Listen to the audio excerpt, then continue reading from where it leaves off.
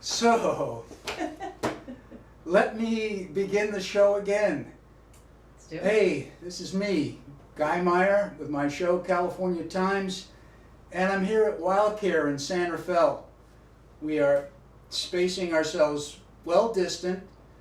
I'm with the communications director, Alison Hermance, one of my favorite people, a powerhouse of the environmental movement, and just holding down the fort here at Wildcare in San Rafael. Indeed. What's going on, Alison? How has this year been? How would you experience? Well, I mean, it's of course it's been absolutely crazy for everyone. But what I think is so interesting about Wildcare situation is this is one of the busiest years we have ever had in our entire lives. We are up over 10% in wildlife patient intake. We are up over 15% in calls to our hotline. And we're going to be really interested over the course of the next months to do some analysis of our data and try to figure out, what changed. But the biggest reason I think that our numbers are up here at Wildcare is that people are home. So they're noticing when animals are getting hurt, right? If you're sitting in your home office and you hear a bird hit your window, you're gonna run outside and check and make sure that bird's okay. If he's not, you're gonna do some quick Googling, you're gonna find Wildcare and you're gonna bring him to us. Yeah. If you're at work, at your office, off-site, and a bird hits your window, you never know what happens. You just didn't even know that it happened. Same thing if your cat brings an animal in, or same thing if a fawn gets hit in the road in front of your house. These are all things that if you're home, you notice them. And if you're at work, you don't even know they happened. And so we've seen a lot of that. Also, a lot of people noticing things in their yard that they either like or don't like involving wildlife. It's like I had never noticed that the raccoons come through every single day and tip over all my pots. What do I do about that? Well, that's going to be a call to our hotline. And if you hadn't been home to see that, you would never have thought that was a question you needed to ask. And that's one of those things when we look at COVID and try to assess, look for the silver linings and how is this, right, maybe nudging us in more positive directions. That seems to be one that might, not just dissolve immediately. Right. To some degree, we're hoping. I think that the experience of being home, being sheltered in place, has given people more of an appreciation for the animals in their neighborhood. It's just so interesting to me the number of people that I've seen bird watching that I've never seen bird watching before. The number of people that started garden projects that have never started garden projects before. The number of people that are just doing more things in their own space and through that interacting with wildlife more. And I think in general those have been very, very positive interactions. So I do think that's something that's going to continue.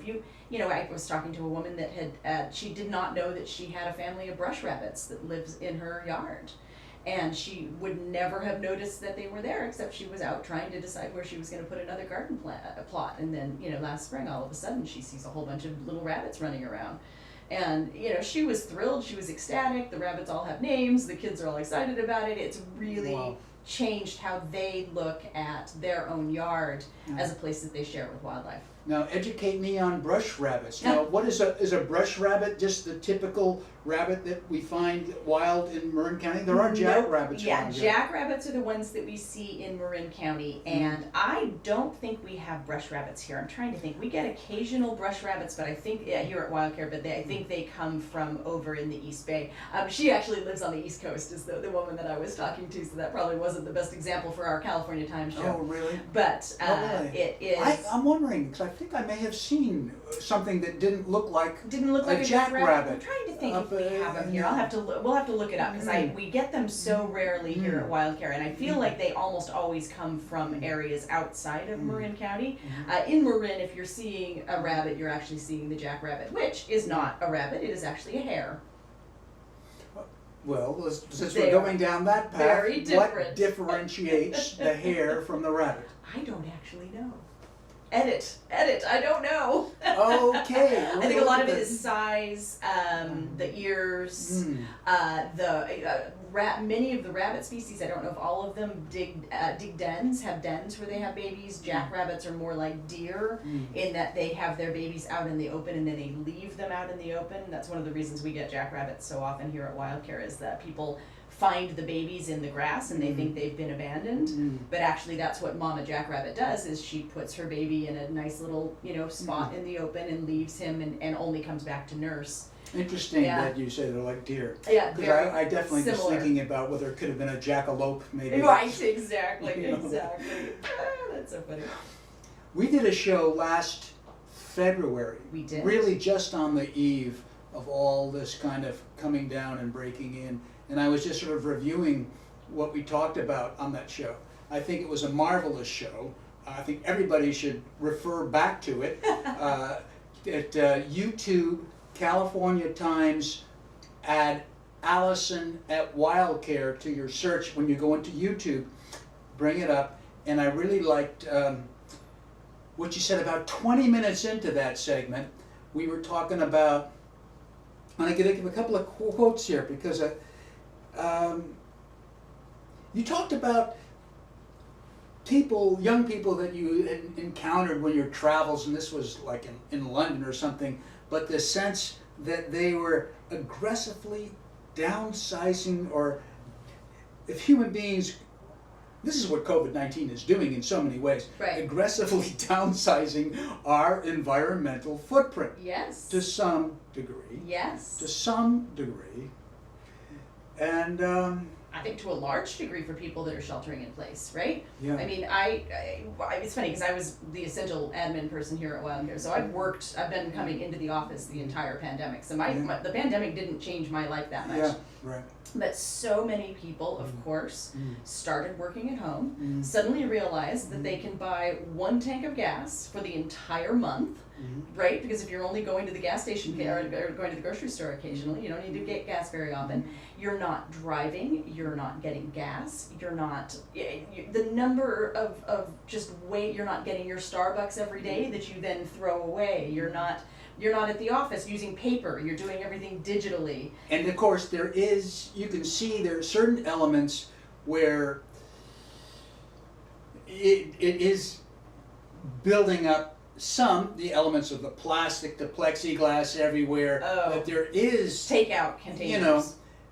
But still, again, in that past interview, you said to me, we were talking about this, you said, I want this to be the nadir of our experience. You just pulled out of your head, because I just feel like you're psychic and we're channeling on February 12th of 2020, that she said this, and what you meant by that, because I'm dumb about the word nadir, but just tell the people again what you meant by that is in your wishful thinking, I suppose. Well, just this, so the nadir, of course, is the lowest point. The lowest point. Lowest point that we have reached, sort of the lowest point with our society of abuse and pollution and all of the horrible things that we do to the planet and to our environment and to the animals that we share it with. That we look back. Yeah.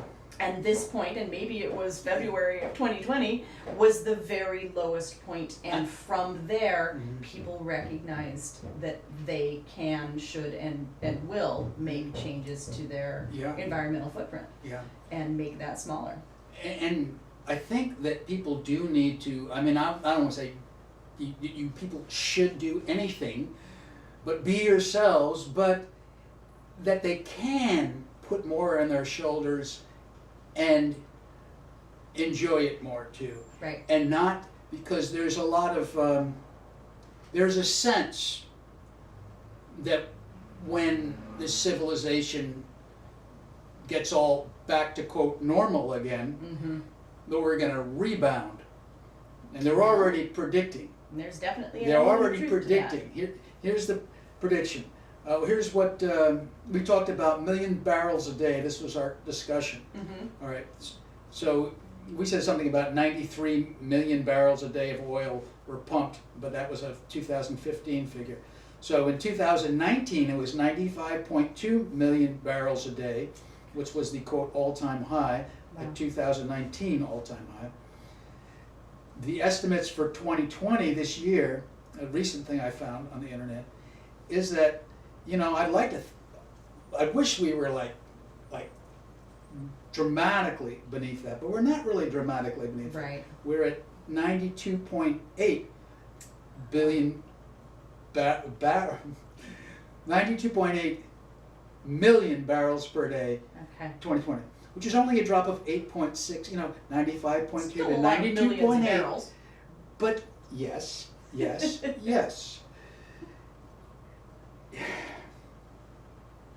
That's an interesting question because the demand for fuel has been so low. I know I was just peripherally hearing reports about OPEC and et cetera, that they are, there's a big, they want to keep drilling and they want to keep producing because that's how they make money even though the demand is down. So I would be interested in a stat, rather than production numbers, I would be interested in a statistic of use numbers. I have to think it couldn't be too much different. Yeah. Because if there is a surplus or a differential between what they produce Right. and what is used, then That's that gonna goes collapse the price into later, yeah, all of that. storage, which happened, I think, in the beginning of COVID, when everything sort of plummeted and they actually had to put a lot of oil into storage. Yeah.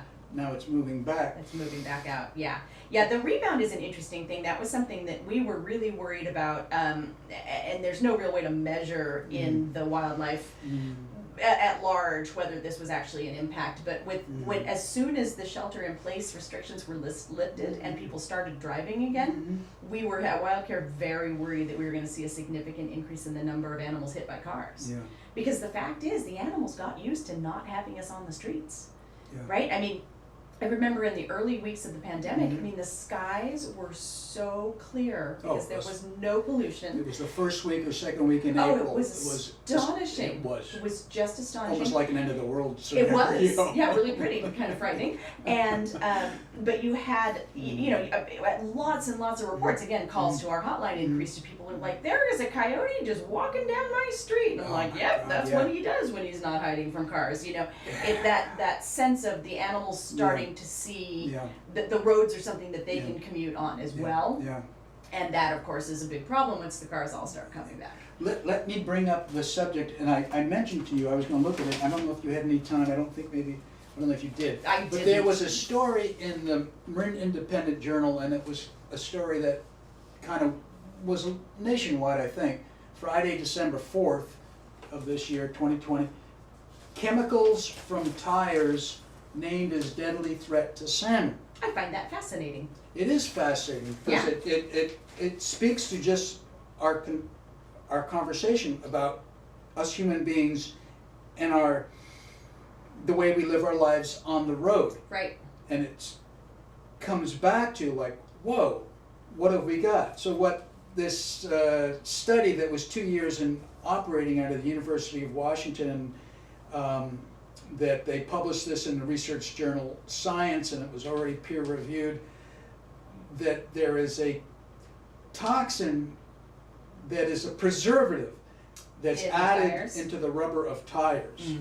It's called 6-ppd quinone. Sounds toxic. Yeah, and for some reason they particularly connected it to coho salmon in this study. But I think the indications were that if it's affecting coho, and it was found it was very toxic. Study led by University of Washington and Washington State University found the toxin was highly deadly, killing some young coho salmon in just 4 hours when exposed to it. As tiny pieces of tire break off on roads and highways, the preservative 6-ppd interacts with ground level ozone to create this quinone, 6-ppd, which in turn washes into creeks and rivers when it rains, Of course it does. according to the study. Right? I mean, it's such a funny thing because your tires wear down. That's why you have to get new tires. And it is an ongoing question, where does that rubber go? Well, it basically vaporizes. And all of its little chemical compounds break down, and you're exactly right, end up in our waterways. And I think there was other issues. The U.S. Tire Manufacturers Association and some of the people who built tires cooperated to some degree with this research group. Okay. So, I know there's a variety of they mentioned the California Department of Toxic Substances Control, which I hadn't not even heard Who of. knew that was a thing, right? Yeah, right. Are somehow now aware of this. Wow. California Safety Consumer Products Program.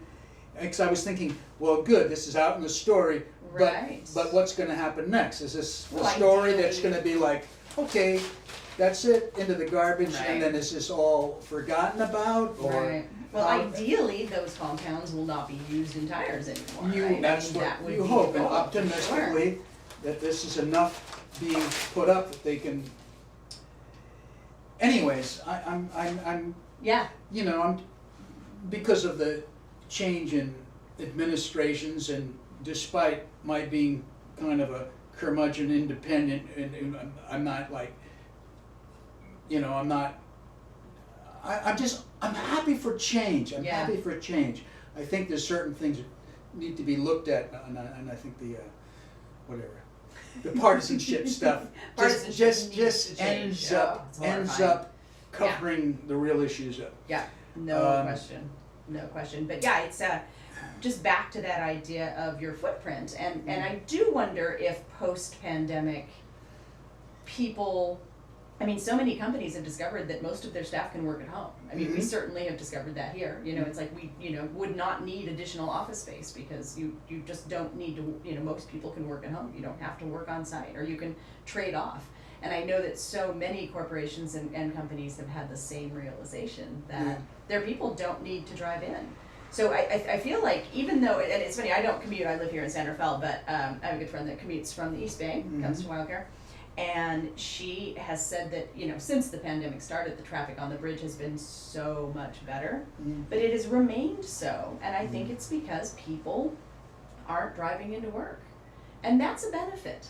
That's a net benefit. It's such a huge thing, and people don't realize. To me, for so many years, I've always been thinking, like, where is some leadership just to ask people, just be the leader who asks people to do this little bit of cutback. Now here it's interesting, with the Democrats coming back into power, and visions of whether the quote Green New Deal or the Biden New Deal or God knows what, it has a price tag, generally speaking. Right. Most people have seen, it's like, wow, it's major. But I'm thinking, what if there was a little bit of encouragement of, what if you tied a little bit of green with a little bit of the basic bailout kind of for people who are for hurting? Oh, that's interesting. Like if you were like no longer a commuter, you could get some sort of tax break, something that acknowledges that benefit for all of us. Yeah. When somebody decides to be one of the people who slows down. Right. I mean, that's even if it's a benefit for the. I mean, I would say for the individual is better, but a benefit for the company that encourages people to work at home. I mean, I think there was a big movement. I mean, obviously, a lot of people had flexible schedules, but I remember hearing there was a big movement right before the pandemic for people to not be working at home because it felt not collaborative, and it felt like teams weren't working well together, and it wasn't. And it's such an interesting case study to have seen that be a mandatory required thing, that all of a sudden people have to learn how to maneuver and how to work around, and just that this was required of us, and all of a sudden you recognize that things don't have to be done the way they've been done for the last X number of years. That's like going back to normal. Like, what is Right. normal? Something that we really want to go back to. I know. Where were we trying? What was the possibilities that we haven't uncovered yet? Right. That that could replace, because normal was just this ever increasing insanity as far as I'm concerned. I know. I agree. Just moving off into so many creative directions of foolishness or something. Yeah. I mean, dining out, of course, I'm so worried about all of our restaurants, small businesses, Oh, gosh, yeah. so worried about all of the people that have small businesses that aren't Costco or Walmart, and That's I don't know how that's going to recover. I mean, you walk downtown San Rafael, and the number of empty storefronts, there were always a few. It's just going to be a it's wasteland. stunning. It's just going to be a wasteland. It's Downtown not San good at Francisco, all. not good at all. I definitely Yeah. am a. So that's an element of normal that I would love to see come back is small Well, business and that's and an issue. restaurants and all Yeah. of that. Yeah. And that's an issue of having to, the whole give and take of the polarities, again, partisanship.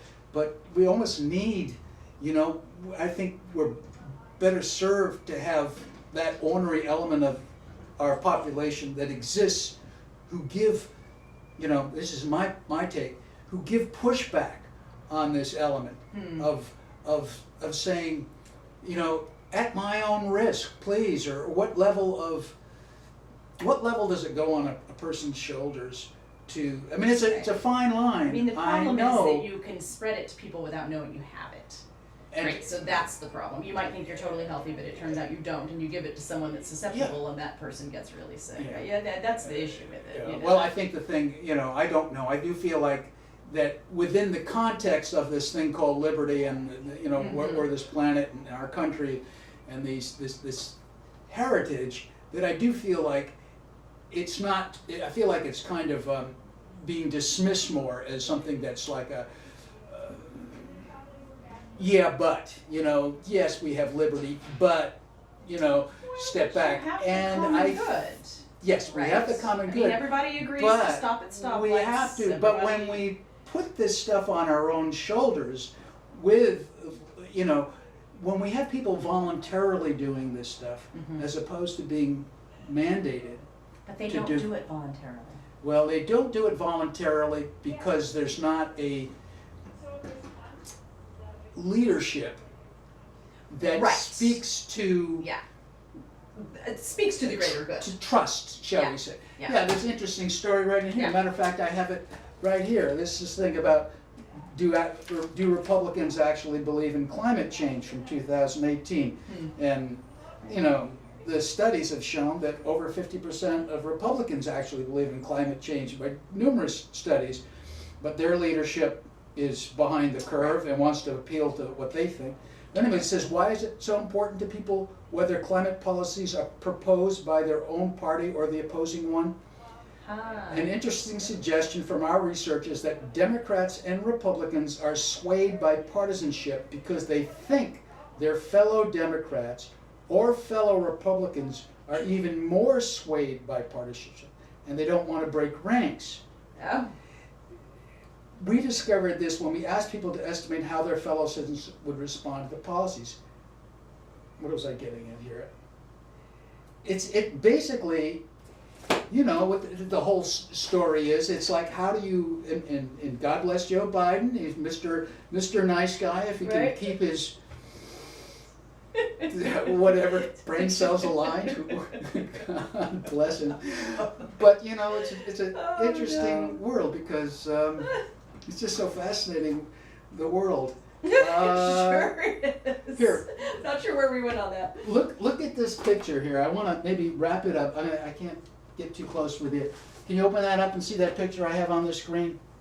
Oh, it's going to pop fell for a second. asleep. This is There my you go. pogo picture. I mentioned it to you last time. I remember we saw it last time. Is it coming through? So, yes, it is hard walking on this stuff. This is a classic cartoon from Yep. 1971. I love Pogo the possum. Oh, Perfect, right up your... dearly loved Right Pogo. up. That Matter was of fact, my, you should have a nice I Pogo. should. That one right there. But the concept that Pogo was trying to say again here, back to going to 1971, is that it's all of us, Yeah. right? That's the thing. It's all of Yeah. us. All of us together make the difference. Yeah. And that is. And I think that we got to get back at that, either the all of us or putting stuff on our own shoulder.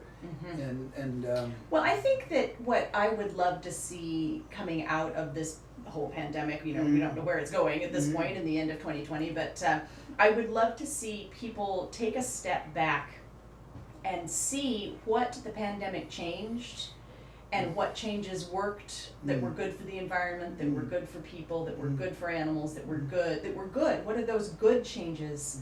And make those stick once the world returns to normal. Yeah. Right? Like, maybe you don't have to go into the office every single day. Maybe you have a couple of days where you don't drive. Well, all of a sudden that's saving fuel, that's saving tire rubber, that's saving you know, all of that stuff. And so looking at the things that did work during this time, and maybe I don't have to go back to driving every day. Maybe I don't have to go back to, you know, using, I can't even think of another example. Driving is the main example I'm thinking of right now, but yeah, no, yeah. and the beauty of all this outdoor dining, which Yes. actually was I love utterly the 4th delightful, Street. you know. 4th Street in San Rafael with all the I think restaurants. everybody was loving it, you know. That was really, really fun. That was just cool. That was a neat thing to do, and obviously more challenging with the weather changing. But yeah, I think there's a lot to be said for that. Absolutely.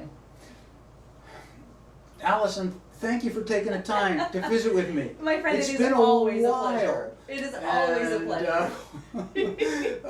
We're going to touch base again before too long. Yes, we are. Because it's like a story that, you know, you just want to keep the narrative going. And Absolutely. you're such a good These are some of the part of most that. fun conversations I have. This is wonderful.